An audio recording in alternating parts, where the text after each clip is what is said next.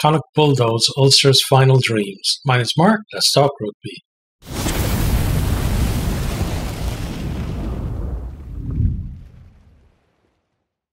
This game really was knockout rugby. A bit short on quality, but very much high on tension and going right down to the wire as well. Some real intensity all throughout the game. Starting off, Connacht, they're holding on to the ball early, going through phases. Big carries from the back row, but then Alan O'Connor manages to get over the ball to win a penalty. Prendergast then returns the favour as an Ulster attack then breaks down. Next 10 minutes is tight and it's in between the 22s. Mistakes on both sides and neither really getting in position to threaten the line. Connacht then get themselves deep into the Ulster 22. There's some good carries from Beelum and Hurley Langton. They're playing with penalty advantage. Carty tries a kick but doesn't come off. So we come back for the penalty. They tap and go at the line. Looks like maybe they knock it on. We then have a spot of handbags, everybody getting involved. Prendergast gets pinged for his reaction, which escalated the issue in the referee's view. Connacht then come back, they make a break. Tom Farrell gets in behind. All he has to do is pop the ball off the blade. He's already committed the last defender and he puts him under the post to score. But for whatever reason, he decides to take the contact instead, completely blows the chance. And just thinking Connacht are not being as clinical as we've seen them so far this season. I'm wondering whether that's going to come back to haunt them later on. Ulster then opened the scoring from the boot of John Cooney. Prendergast got pinged for offside. It's 3-0 to Ulster. But almost immediately, Rory Sutherland then gets pinged at the other end.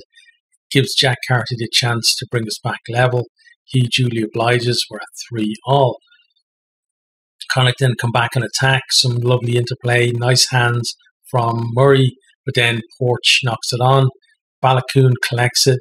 Goes down the line. He offloads it to Cooney. Cooney kicks on. There's then a foot race between him and O'Halloran. O'Halloran gets there first, but there's just a sea of Ulster players coming to put him under pressure, thinking, this is either going to be a try or a penalty. A few minutes out from the line for Ulster, but then Cooney comes in and he goes off feet, and it's a big let off for Connacht there. Ulster then have another chance to attack from a line-out. Porch gets pinged for preventing a tackle. Basically, he was standing ahead of the ball and just kind of blocked the player after the kick was caught and run back. Ulster go from the line-out to try to spread it, but then McCluskey knocks on. Just poor handling from both sides, really. It must have something to do with the occasion, because generally it's players that we see who have really good hands, but tonight not so much. Hurley Langton then turns the ball over, and Prendergast puts a kick through, one that Carty would have been proud of. Balakoon gets isolated and it's a penalty to Connacht. Carty pops the penalty over and 6-3, Connacht in the lead. They then have another attacking chance from a scrum, but they knock it on as they look to spread it. And again, errors in possession. They're costing both teams, well, especially Connacht should be, have a decent lead at this stage. Then they attack off a line-out in the Ulster 22. Again, it breaks down with a knock-on. Back we come, though, for a penalty because McCluskey was taking the space at the breakdown. There were some complaints about the clean-out on McCluskey there, though. So, on another day, maybe penalty could have gone the other way. But by this stage, I think the players have seen which way the referee is refereeing the breakdown and should really have adapted by now. Carty makes it 9-3 from the tee, and that is half time. Into the second half then, Connacht did win a penalty at the scrum, and Buckley is the one who gets the pats on the back for that. Carty then extends their lead. This one goes in off the post as 12-3. I'm thinking Ulster really need to find a response from somewhere. Really haven't been able to live up to Connacht's intensity, not really winning the collisions.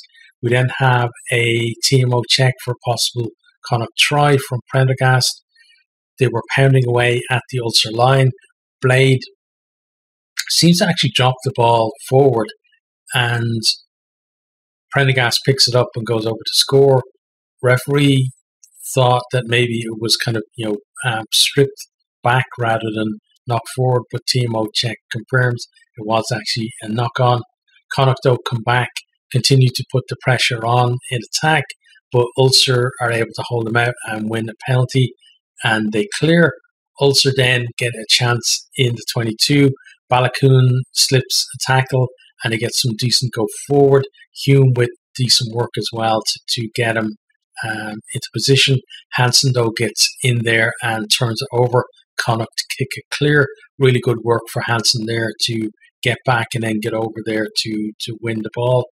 Ulster set up the maul from the line out, get a bit of go forward, and then when it's kind of stuttering, Stewart breaks from the back.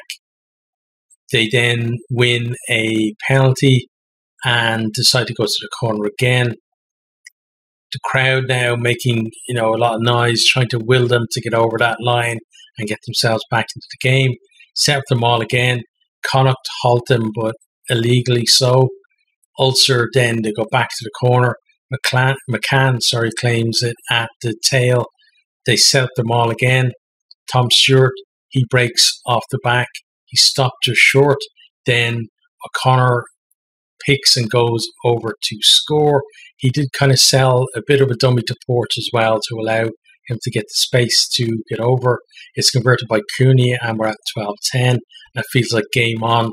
Ulster back within a score. Jordan Murphy then wins a penalty for them at the breakdown, and Ulster go up the line again. It feels like this is their moment. They attack through Balakoon.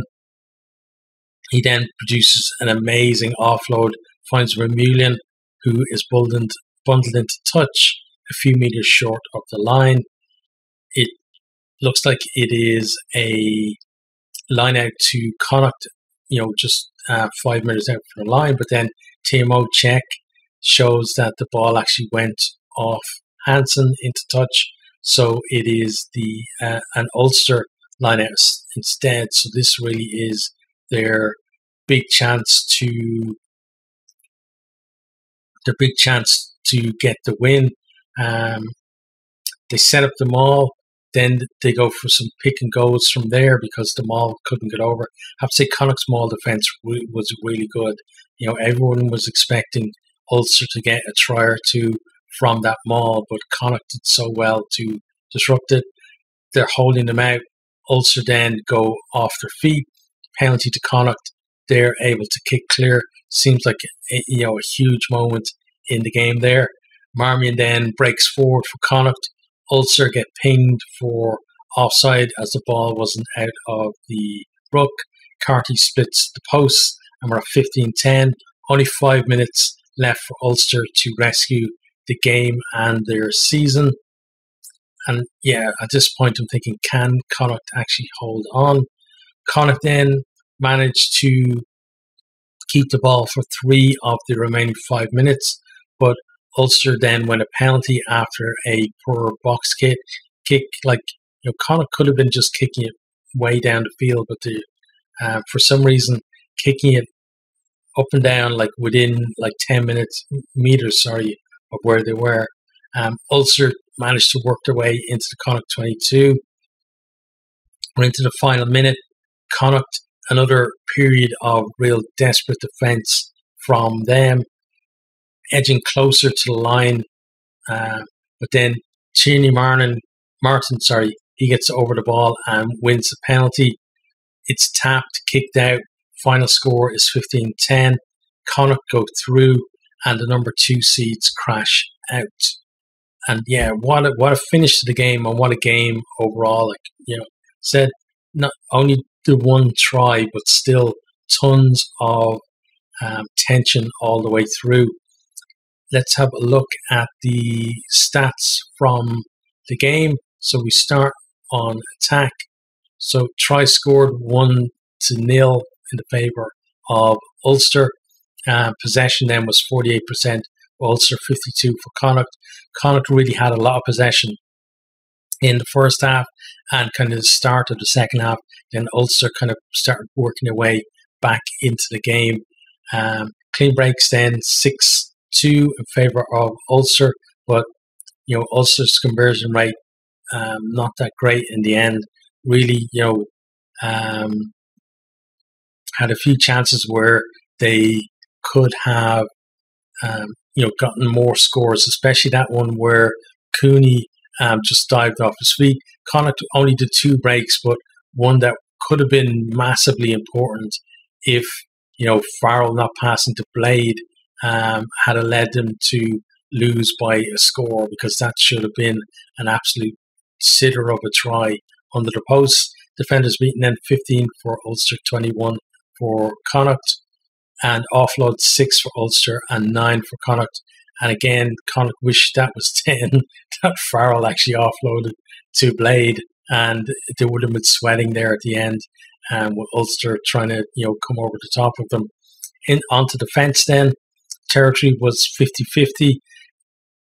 Like, a lot of the game was actually played within, between the two 22s, and then Connacht kind of had that period where they were kind of towards the end of the second half, really pegging Ulster back into their half, and then Ulster at the end of the second half, they had a period where they were kind of doing the same to Connacht. Number of tackles, 157 for Ulster, 184 for Connacht. Missed tackles, 21 for Ulster, 15 for Connacht.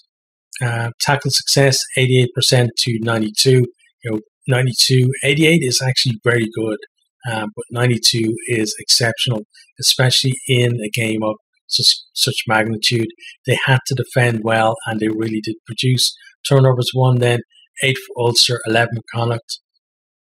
Some really, really important turnovers won by the likes of Hansen, but also that back row just were outstanding at the breakdown. And, Ulster at times guilty of not protecting the ball when they were in good positions as well. Kicking then, I don't know, kicking stats look a bit weird here, but kicks retained, 3 from Connacht and 0 from Ulster. So Connacht really did compete well on kicks and kind of denied Ulster any real go forward from that. And when they had the ball themselves as well, used it as a decent way to move up the pitch. Kicking success, that stat is wrong, so I'm not going to talk about it. Penalties then, 18 from Ulster, 12 from Connacht. Ulster have been so good with their discipline all season, and then in this game it lets them down, and it's the one game that they really couldn't afford to lose. Connacht, they did really well on the defensive sets, not giving away too many penalties, so that there was no chance of Ulster forcing a yellow card and maybe getting over with the man advantage. In terms of then the two teams after this, so Ulster found themselves on the back foot from the start. A little lucky not to be further behind at half time, I felt. When they got the chances in the second half, then they found it hard to impose themselves. They're an extremely talented squad, but fallen short once again. Connacht, they were outstanding all across the team, but that back row really was sensational. As a team, they won the collisions all over the park, didn't take their chances, but the defence when Ulster came back at them was outstanding. They now go to South Africa next week to play the winners of the Stormers or the Bulls.